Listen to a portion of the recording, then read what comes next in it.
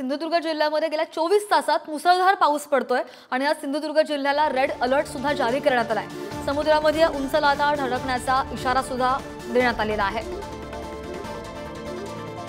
तरी दृश्य आपण पाहतो सिंधुदुर्गमधून जिल्ह्यामध्ये गेल्या 24 तासामध्ये मुसळधार पाऊस पडलेला आहे आणि हवामान विभागाने तसा 2 दिवसांपूर्वीच अंदाज सुद्धा वर्तवला होता आणि त्यानुसार रेड अलर्ट येलो अलर्ट सुद्धा जारी करण्यात आला होता। आज सिंधुदुर्ग जिल्ह्याला रेड अलर्ट जारी करण्यात आलाय आणि समुद्रात उंच लाटा धडकण्याचा इशारा सुद्धा हवामान विभागाने वर्तवलेला आहे।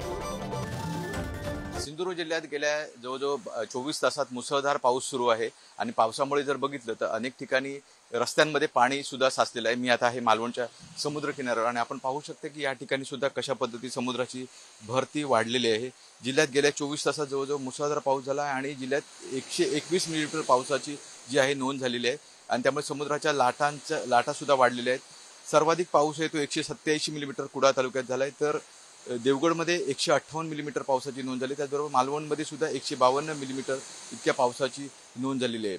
जर बघितलं तर सिंधुदुर्ग जिल्ह्यात जो पाऊस पडतोय त्यामुळे तळाशीलमध्ये समुद्रात एक होडी बुडालीची सुद्धा घटना घडलेली आहे। या जर बघितलं तर या होडीमध्ये 3 खलासी होते आणि त्या 3 खलाशांपैकी एक खलासी आहे तो किनाऱ्यावर पोहत आले, मात्र 2 खलासी आहेत ते अजूनही बेपत्ता आहेत। त्यांचा शोध घेण्याचं कार्य सुरू आहे। मात्र जर बघितलं तर पुढच्या 24 तासात सुद्धा सिंधुदुर्ग जिल्ह्यात पावसाचा रेड अलर्ट देण्यात आलेला आहे, त्यामुळे पुढच्या 24 तासात सुद्धा अशाच पद्धतीने पाऊस लागू शकतो।